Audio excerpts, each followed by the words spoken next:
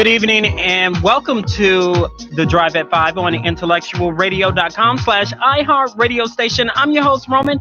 I have a great show planned for you today, but first, forecast from our IntellectualRadio.com Weather Center. Today, partly sunny, humid with a chance of thunderstorms. Some may be severe. High 86 degrees tonight. Clearing skies, less humid and cooler, low 69 degrees. Tomorrow, pleasant, less humid, high 79 degrees. Tomorrow night, clear and cool, low 66 degrees. Wednesday, partly sunny and a little warmer, high 78 degrees. On Thursday, partly sunny, high 80 degrees.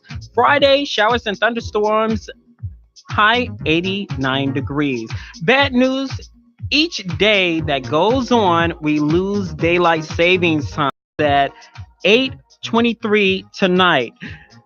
The Drive at 5 is also part of the new Monday night lineup, starting with Policy Matters with Jonathan Todd at 6 p.m., New Black Leadership at 7 p.m., Black Dreammakers, at 8 p.m., 9 p.m., Chronicles of Rum, and Raw Checklist at 10 p.m. Also, the Drive at 5 is also the fabulous 5 at 5, only on IntellectualRadio.com. Today, my guest is a family member here on IntellectualRadio.com and the morning host on WVON. He is a political analyst and operative from the political scene. Please give a Drive at 5 welcome back on the intellectual line to Maze Jackson. Welcome back to the Drive, sir. What's up, Roman, and what's up to Intellectual Radio and the Drive at 5 audience? Also, gotta send a big shout out to my man Earl Winfrey. Earl, cannot ever forget Intellectual Radio, where I got my start. So shout out to Intellectual Radio. Love you guys a lot. What's going on, Roman? What's going on? Let's get right to it. Today, the first half of the Drive, we are discussing last Saturday's police shooting of the young man who was shot and killed by a Chicago police officer. The question is, was the shooting justified? Mace, you saw the video footage of what happened. What are your thoughts? So, Roman, first of all, let me start by saying that the tragic loss of another Black life in Chicago is, I want to say I'm numb, right? I think that I've seen so many shootings and so many killings across the country, but particularly in Chicago, I've become numb. But Roman, I'm going to say after seeing the tape or seeing the video, I'm going to say that I believe that the police will find this as a justified homicide. Do I believe that it is right? No. But do I believe that it is justified? Will it be justified legally? I certainly do. Well, do you just believe that, in your opinion, you say no, but you're saying through the eyes of the police, you're saying it's justified? I'm saying that if you look at the standard of justice that is applied, there will be the fact that this man was armed. He did not have a concealed carry license, which, by the way, is only a misdemeanor. It is not supposed to be a death sentence. But you're going to see, because we don't have the audio, all we see is the video of the young man touching his waistband, or what appears to be him touching his waistband with a gun in his hand, or a gun on his waistband. Now, if you take that and combine that with a police officer saying, "I feared for my life," that combination will, in my estimation, get her off from this killing. Now, it's not and it's not right, but will it be found justified? In my estimation, yes. I mean, if Robert Rialmo can get off scot-free for killing Betty Jones, who was an innocent woman, she didn't have a gun, she just answered the door to help the police, what will that look like? A judge, I just think of a white jury looking at this and saying, man, Black guy, police officers on 71st and Jeffrey, yeah, they feared for their lives. And so I don't think it's okay, but I do think it will be found justified. And I wonder, Roman, are we as Black people expending so much energy Like, I'm concerned that we'll expend so much energy on this issue for it only to be found a justified homicide that we may wind up expending more energy unnecessarily. Not unnecessarily as though his life didn't matter, but we're from Chicago, man. Come on, y'all. You know how it goes in this town. And until we have decided that we're going to stop police from murdering black people, and black people even from murdering black people, then this homicide will be found justified in my estimation. Well, let me express my account. I saw this video frontwards and backwards like 40 times when it came out because I'm trying my best to look at the opposite end. What are they protesting about and what the police is talking about? I'm looking at it from two different angles here. Here is my account of the video footage that I believe the woman officer acted aggressively while he was complying with the officer who was in front of him. He clearly reached behind his back to pull out his wallet to show the officer in front of him his identification. As the woman officer and other officers ran up to him, the woman officer ran up to grab with her hand on her holster in an act to draw her weapon, grabbing him without any justification of grabbing him. He jerked because she approached him from behind, lost his balance, wallet still in his hand, and that was when the officer saw the gun. As he spins to run, a question: did she shoot him from behind, causing a reaction, making his hand go behind his back? Remind you, the gun was in front, not behind. Another question: why did the officer who he was complying with did not tell the other officers to stand down? Now, all of this, what I'm saying, while his wallet is still in his hand, did the female officer act aggressively to the cause of this reaction? That's my opinion. And what are your thoughts to that opinion? You know what, Roman? I'm going to tell you I agree. So let me start here. Let me get Black Chicago and the intellectual radio audience is clear. Do I believe that the murder of another black man was okay? No, I do not. Did I see what you saw, Roman? I am a black man in Chicago. 71st and Jeffrey is a very hot spot. You got all types of action going on, and this barber is a person dealing in cash money, right? He obviously, in some way, when they went through his record, he did not have an extensive criminal record. He had some weed charges, stuff that would now not be considered criminal. And he was in the act of complying with the police officers as he was showing them his license.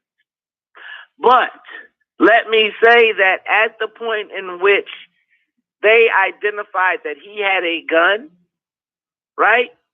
Whether he had a license to carry it or not, the fear of white police officers was going to end his life. Let me tell you, I believe that this brother played the odds and lost, right? So the odds are every day he had to walk through 71st and Jeffrey, knowing that he had a pocket full of cash in one of the most economically depressed communities in Chicago. He carried that gun as my guess for protection. He was not on offense with that gun. He was on defense and had it so that he could use it. Obviously, he had it holstered, so he wasn't just walking around on some craziness. Roman, if the police I'm imagining that if he knows he's got a gun and it's not legal or legal and the police stop him, he knows after seeing every video in the world that there is the potential for his life to end. And so I'm believing that as the police are talking to him, they are here. He has got visions. He's probably not even hearing what they're saying because he's thinking so hard. Oh my God. Oh my God. oh my God, please don't let this end with me dead. When that lady reaches for his gun, hell yeah, he was startled. Hell yeah, he was scared. Hell yeah, every thought of every police murder he saw probably flashed through his eyes, and he jumped. And when he jumped, he exposed the fact that he had a gun. And whether that gun was legal or not, a black man with a gun confronted by Chicago police, particularly white ones, has little to no chance of coming out of that situation alive. And so he played the odds. He had to choose between personal safety on a daily basis, because the odds are, again, he wouldn't be stopped by police. The odds are much greater that he would be attacked by the people in his neighborhood as compared to the police. But on this day, he got stopped by the police. I'm just asking you, where in Chicago do you know that a black man can be armed, come in contact with the Chicago police, and walk away live? Well, number one, what's the justification for the Chicago police to stop him in the first place? They said that the justification for stopping him was that they noticed suspicious activity that made him look like he had a gun. How can somebody make it appear you have a gun? That's I mean, come on, Maze.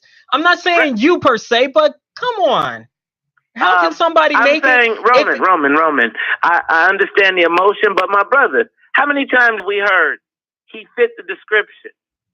He fit the description. He fit the description. We know how this goes. You know that once you fit the description, the odds of you making it out or getting away unscathed are limited to nothing. So when Roman, it's like, again, we can ask ourselves questions, why this? We can look at all technical moments and everything and say, this just ain't right. But it will be no different than every other murder that we see that just wasn't right. Right? I still haven't gotten over Laquan. Look, think about your outrage right now, and we still haven't even had Laquan McDonald's trial. Well, let me address this situation. I'm glad you brought this up. Like I said, this is how I'm looking at it. The atmosphere here, we are looking at an intense situation here. We discussed this offline, and the way I'm describing it is like a balloon filled with hot air, and it's constantly blowing and blowing. And with this shooting, it's right now is full to capacity in the African American community, and at any moment is ready to burst. And we are looking at a riot situation on our hands. Am I completely out of terms or for making that assessment? Because I'm looking at community leaders, activists, black men and women are outraged. If you look at the standoff over the weekend, and there's supposed to be a protest later on tonight, it is going to be an intense situation. Your thoughts? Are we going to be in a 1968 situation, you believe? I believe that Chicago is a powder keg ready to explode. I think you are seeing all of the circumstances that lead up to a city going up. We see rampant police brutality in the communities. We see excessive fees and fines assessed on a black community, and you see a lack of economic opportunity, education. Hope is going away. Those are the tools, the catalytic materials to create the environment for an explosive situation. And I don't know, I mean, we're not even halfway through the summer, and we haven't seen the end of this. So I'm going to tell you, Roman, I think it is going to be a long, hot summer, and we got a lot more to get through before it's over. I wholeheartedly agree with your summation. Where are the leaders in this situation, and why they are not reacting or calling for legislative transparency for the Chicago Police Department? Every single time, we're going to have Kim Foxx on here on next Monday. And one of my thing is when they're running for office, they call for transparency. Once they get in, is no transparency for the Chicago Police Department. They supposed to have transparency when they negotiate these contracts for the FOP. It's been shut out. Nobody knows nothing. Where's the transparency? I mean, I'm looking at well, I call them the Graham Cracker Black Caucus, the Graham Cracker Caucus. They're not doing what they're supposed to be in legislating in Springfield and holding the mayor accountable to saying, I'm tired of my children getting shot by the Chicago Police Department.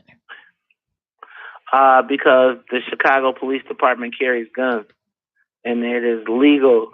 They have the right to kill you, and nobody wants to take on the most powerful group out there. I'm going to tell you, this is the age-old question. People tell us that they are going to change, that they're going to call for transformation. But then once you get there, you become part of the system. And fundamentally, what has happened is they've become part of the system. Now, Roman, it's important that when we have people like Kim Foxx who are doing the right thing and are trying to do the right thing in the face of a crazy environment, because I also want to tell you, Roman, there's different perspectives on this shooting, right? I think that you got three different ways of looking at it. I think you look at it from the eyes of the millennials, and they just hate the police. They not hate the police, but they have seen their peers being shot down, killed, and they are frustrated and fed up with the police. They want to abolish the police in some cases. Then you have my generation, which is the middle-aged generation, which is, hey man, we want to police. We just want to be policed properly and fairly, and we see the unfairness. But then I would tell you that I just talked to an elected official who told me that he was talking to some of the black seniors in his community who want to see more police, and they want to see more. They are wanting to see those young people taken out because they don't feel safe in their neighborhood. Look, we have got an internal problem in the black community that we have got to deal with before it eats us and it gives everyone else an excuse to take us out. Roman, it's a lot going on, and it's more than just political. It is political, it's business, it's education, it's spiritual, it is our social and civic engagement. Our community the pillars of our community are eroded, and we gotta rebuild them. If we don't rebuild them, man, we will be. I always tell this story. Remember, did you know the United States used to be populated everywhere with Native Americans? We call them Indians. They used to be everywhere, right? And I'm sure that one day, when the first white man came, the Indian said, "Hey man, there's no way we'll be gone one day." Well, if you go outside, where do you find the Indian outside of a casino? Black folks, the Native Americans are pretty much extinct in this country. We are rapidly moving towards that space. According to a new study by the CDC, and they're saying in a recent statistic that was out there that's showing that the rapid population of African American men are decreasing because of the violence and the police corruption, and the list goes on, and the black on black crime. I mean, you look at that study and you're saying, I mean, how can we come to grips with this? How can we stop it? Roman, we got to close ranks. The black community has got to close ranks. We've got to have a conversation with ourselves. We've got to start healing and start loving between each other, right? We got to stop looking across the hall or looking across and seeing black people and seeing them as our enemies and seeing them as our comrades, our allies, as the whole world comes against us. Nobody loves us but us. All we got is us. And I think that when we stop thinking that somebody is going to do something, that there's going to be some Calvary, once we get past that point, I'm going to tell you, we're going to be all right. Where's the mayor in this situation, and why he's not? China, man. He's in China. Just got back. You ain't read the Tribune? He was busy over there with the lobbyists, man, the mayor went to China to go save our L's cars. And so basically, he flew over to China during this. Remember, he bounced out last week during when the king shut down the Dan Ryan, and he left out, and he's been in China with the lobbyists and the developers and everybody, so he can make all his deals across the country where they can't catch him. Well, why he's not calming the situation down? It seems to me he's using blackface to tell a white narrative.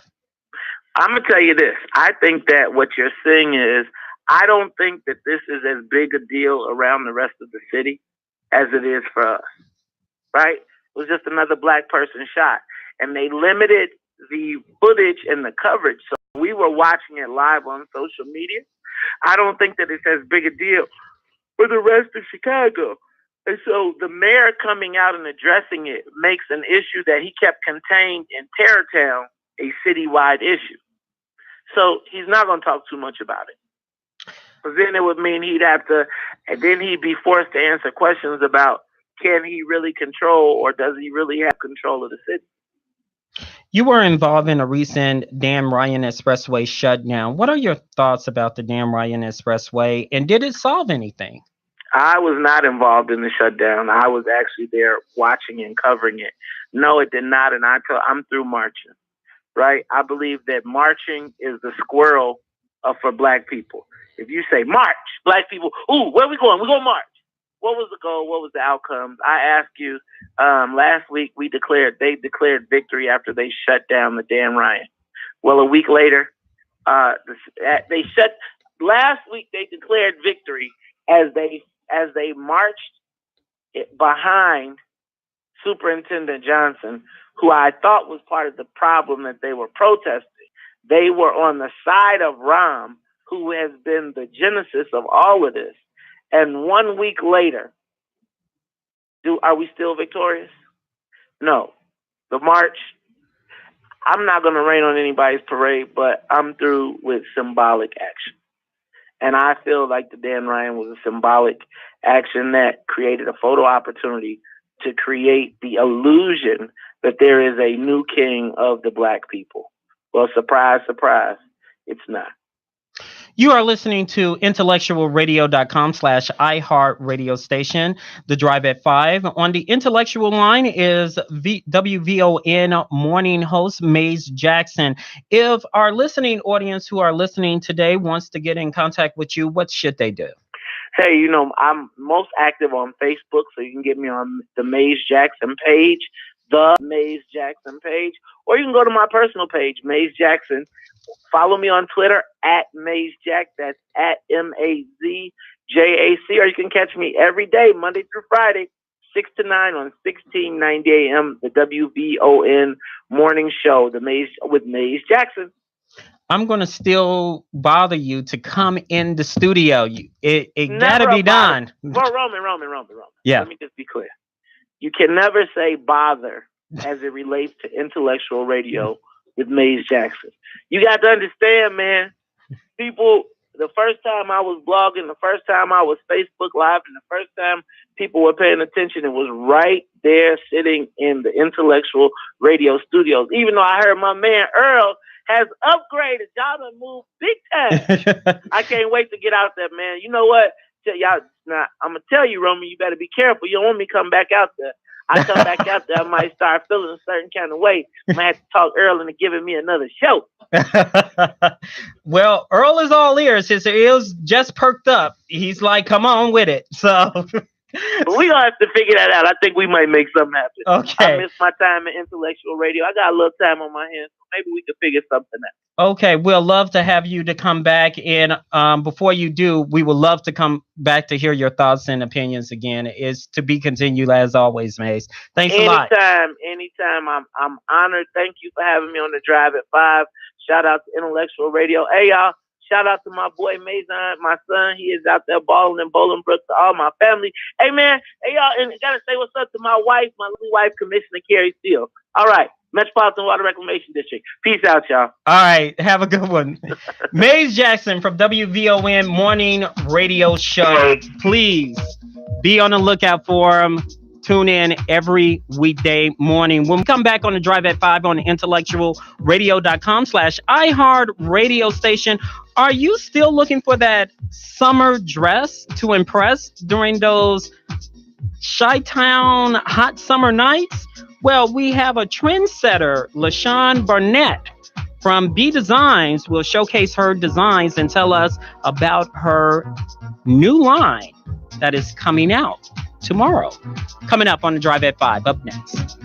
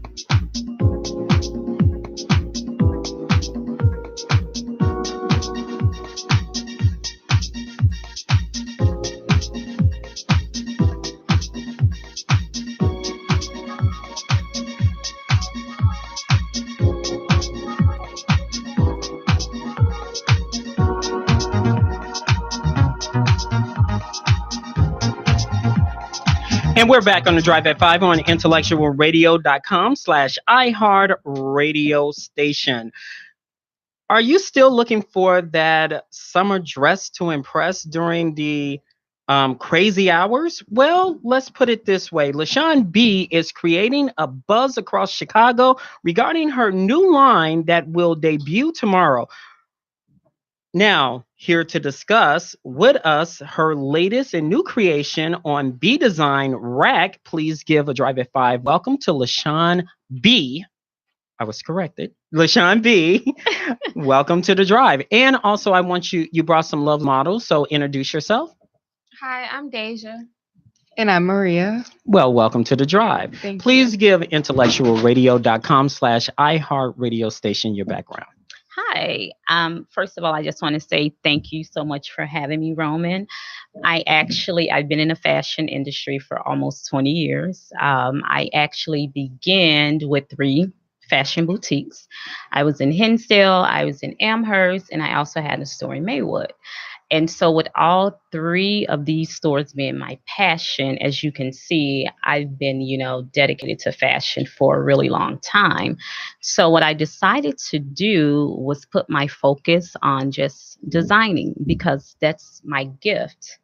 And so, 4 years ago, I decided to transition over to just completely focusing on designing. And so, one of the great things that I wanted to do with this line is I'm a 70s girl. I was born in the 70s. And so I was inspired by so many great, designers. And so. I thought you was about to say P-Funk. No. You said 70s. Yes, 70s. Okay. Actually, Diana Ross is actually one of my great mentors. I really, really loved her, because of course in the 70s, it was all about, the glitz, the glitter, the gowns, the high-waisted bell bottoms. So that's definitely what, my line represents. And so I decided to bring the maxi dresses back for the 70s because, that's where maxi dresses were initially invented. And so what I wanted to do with these maxi dresses, I wanted to think of something that would be really different, that would stand out, would be really unique for my customers. And so since we live in Chicago, sometimes, it gets really chilly at night in the summer. We can have like a beautiful summer day, and then all of a sudden, it'll get a little chilly. So I thought of attaching a shawl to the dresses. And what's great about it, you can detach the shawls. And they're very versatile. You can wear it around your neck. You can wear it on your arms. You can wear it as a crossover. You can wear it as a scarf. And you can honestly even, wear it as a headband. So it's a lot of different things that you can definitely do with these dresses. And as you can see, the dresses are very bold. I love color because I think it definitely represents women, exploring our colors. And so the dresses definitely, identify all of us because we all love color, and color is definitely beautiful on all of us. And a lot of women are intimidated by so much color. So I definitely want to bring I thought women love color. Some women are really intimidated when it's a lot of color. Solids has always been safe for most of us. That's why you see most women stick to safe colors like black. Dark browns, more of, earth tone, colors. So I wanted to bring those popping bold colors back out, because that's what we were kind of missing. And, of course, that's what's in now, life is recycling, everything is back. So as a model, what you think? Is it comfortable? What you think? Yes, these are very comfortable maxi dresses. A lot of other maxi dresses, the material is very cheap or it's not giving towards the body. And I feel like I can be simple but sexy and very comfortable. I can wear this all day long. What you think? I personally love it. The first day I tried it on, I thought it was amazing just because her colors are so like popping and vibrant, all put together. So right now, I have a bit of a tan, but I am a woman of color. So to have these colors just like pop on my skin, it just makes me feel. I have a bit of a tan on my skin. On my skin, I have a little bit of a tan. Yeah, she does. But I'm saying even like my tan, it's like accentuating my tan with all these popping colors on my body. You see what I mean? Like I feel like I'm standing out now. She looks great. She looks great. She does. So tell me. You were in the wedding industry, making wedding dresses. What is the transition from wedding to the maxi dresses? Well, the wedding dresses are obvious. It's more formal. It's a lot to wedding dresses. So with maxi dresses, it's less formal. But the great thing about maxi dresses is It's not so formal, but it's great to still wear to a wedding. It's great for outdoor events. It's great for yachting. It's great for date night. So you can wear it, a lot of different ways compared to a wedding dress. You can't do all those different, activities or, events or venues, so you're just stuck in just wedding dress is wedding dress. So it's not so, multitaskful. So you're more creative in the maxi dress than you are the wedding? Definitely, yes. Yeah. Yes. So please explain to our listening audience about your maxi dresses and why more and more women are wearing these type of dresses. Well, the reason why is women love to feel comfortable. Anything that's not gonna, obvious, make you feel, completely too tight all over. But when you wear it, it's all about the fabric, how it feels on you. It flows on your body, it's sophisticated. That's number one, and women want to be more classy. So anything that's classy, sophisticated, it's really, becoming on a woman.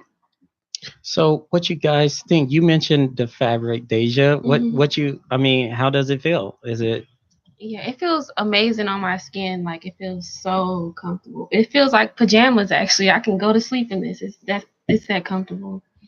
what you think? I agree. It is very comfortable. And like she said, it's very sexy. So to be sexy and comfortable, like I think you got something there.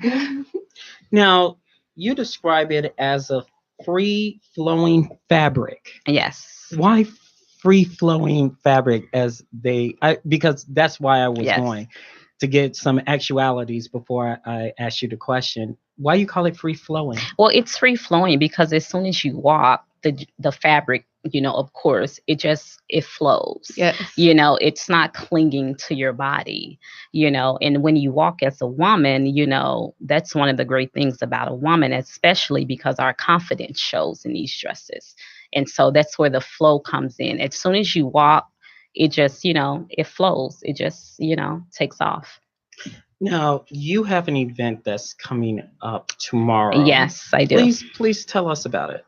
Well, the event is it's my launch event. I'm really excited about the event. It's geared towards my maxi line. So we're actually I'm just so excited. I am, because I've been working on these dresses for a while, and so now I get, the world gets a chance to see it, which is really good. So it's a mix and mingle. It's in Amherst. It's at Angelo's Banquet Hall, and the great thing about it is it's networking. And so not only that, it's all about the lunch. It's all about the maxi dresses, and it's for the world to see, something unique and different with maxi dresses. Now, when it first brought to me, I was like, "What the heck is our maxi dress?" Because I mean, you just don't know. I'm a guy, so Okay. it's okay. like, so in layman's I terms, understand. break it down to a guy. What is the maxi dress? Yeah, what is a maxi? Why is it called maxi? Well, it's called a maxi dress because it's not a normal dress. And so what's different about the maxi dress is it clings to the woman body, and then it is flowy. And it's depending on you as a woman. And I'm pretty sure you've seen maxi dresses before and how they do look on women's bodies. It's not a, fitted dress. It's not something that's not going to look less sexy. It's sophisticated. And that's what makes it stand out. It's just not your normal dress. Okay, so what is your opinion about the maxi dresses? I know you guys say it's comfortable, it's everything. So to our listening audience on IntellectualRadio.com, would you recommend it or what? Yes, 100% I would.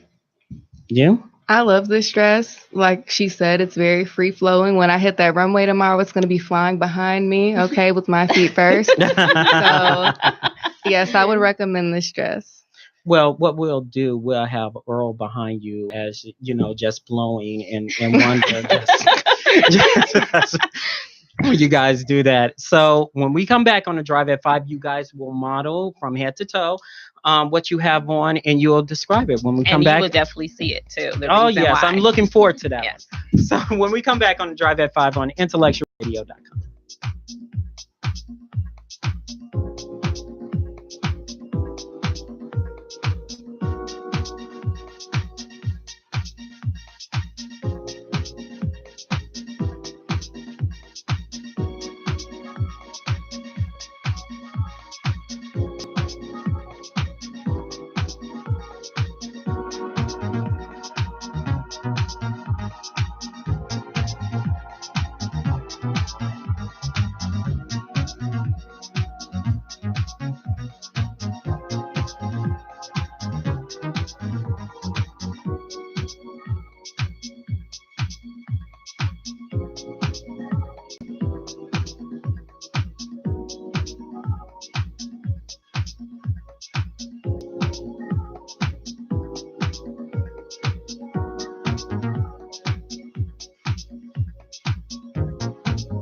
We're back on Drive at 5 on intellectualradio.com/iHeart radio station. To my left, I have LaShawn B from B Designs. She got some creation, and we're going to look at some models to model the dress. So describe what we have. We have Deja. So come on out here, Deja. Hi, we have Deja. She is actually wearing the black and white. I call it actually the diamond cut, the bold print maxi unique dress. And she's actually going to show you different ways that you can definitely wear it, on your arm. You can wear it towards the back. And as you can see when she walks, it's a beautiful visco jersey knit where it just flows on your body. So I also see what you was talking about earlier, the scarf and the shawl. Yes. So can you demonstrate how it could work, the shawl? Yes, I sure can. Yes, go ahead. So these are a couple ways. What's great about this dress, actually, this is great. And you can just lay it actually here. Okay. That's one way you can definitely Okay, wait, they can't see you, so go ahead. And so this is one way you can definitely wear it. And you can see how it definitely flows straight to the back. And then you can also wear it like this. And so you can actually wear one shoulder. And then you can also take it and you can wrap it around. Okay, so it can be a conservative look as well as a nice funky look, evening wear. And, So and what's great about it, you can actually take it to date night and say, you know what, I don't want the shawl. I can be attached to the shawl. So I'll show you how you can take the shawl off. Now, if the night, of course, gets a little chillier, you can take it on your arm. And you can actually wear it like this, and you can definitely cover up. And that's one of the things I was mentioning about Chicago. It gets chilly at night. It could be, really hot. But, once we're out, the weather does change. So these are some more ways, too. And you can also wear it like a scarf. I'll show you another way. You can just wear it, too. And you can take it this way.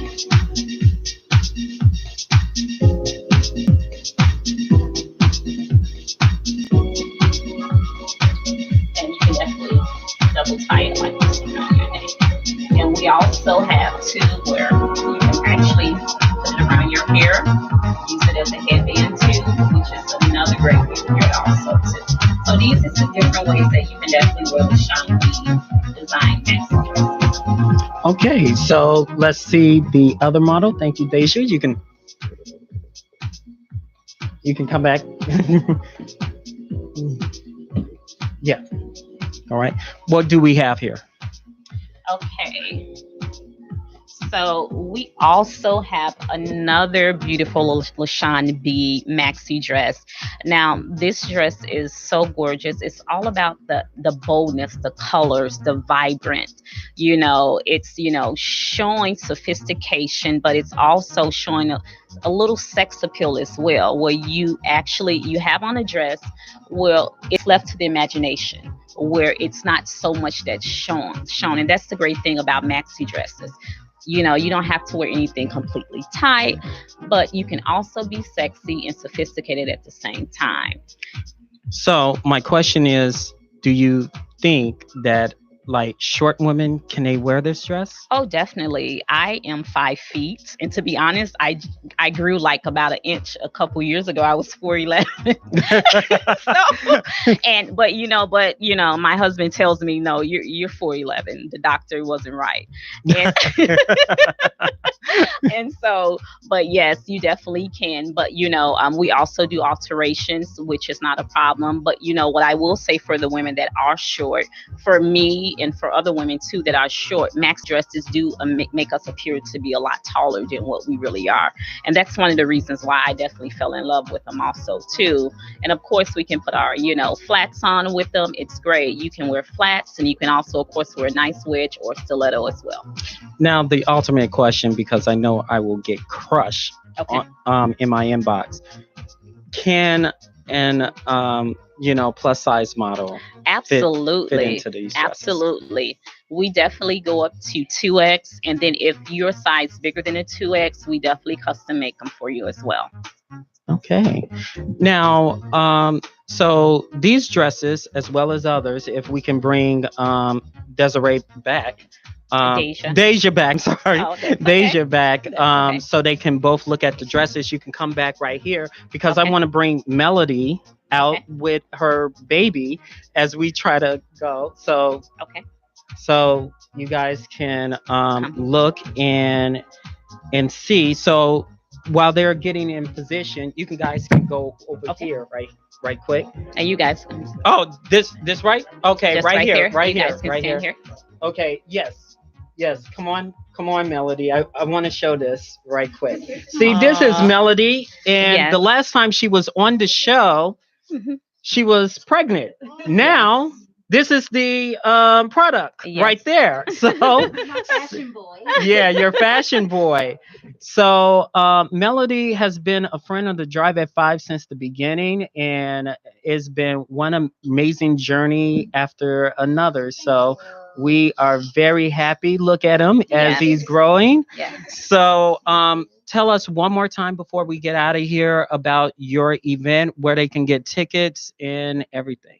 Okay, the event is actually it's launching tomorrow, guys, and it's in Amherst. You can definitely go on Eventbrite, LaShawn B Designs, and you can definitely can register. But we are almost completely sold out. We do have standing room available, guys.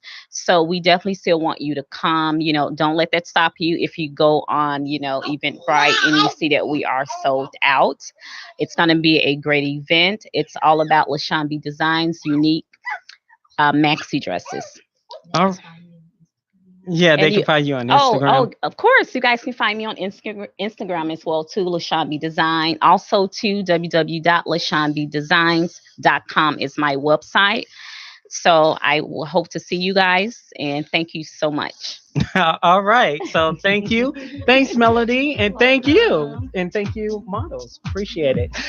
All right. That's going to do it for us for the Drive at 5 on intellectualradio.com/iHeart radio station. Thanks to Earl Winfrey, our executive producer, Wanda, who has a nice summery dress as well behind the scenes. Yeah. Well, we're going to get you one, Wanda. That's right. Yeah. Yes. So coming up in the next couple of weeks, I want you guys to pay attention real good before we get out of here. We're going to have State's Attorney Kim Fox on. After Kim Fox, we will have Jesse White. After Jesse White, we will have Clerk Dorothy Brown. And after Dorothy Brown, we'll have Jamal Green. All of Special Edition in a row starting next week on the Drive at 5. So we'll see you next week with a Special Edition. All right.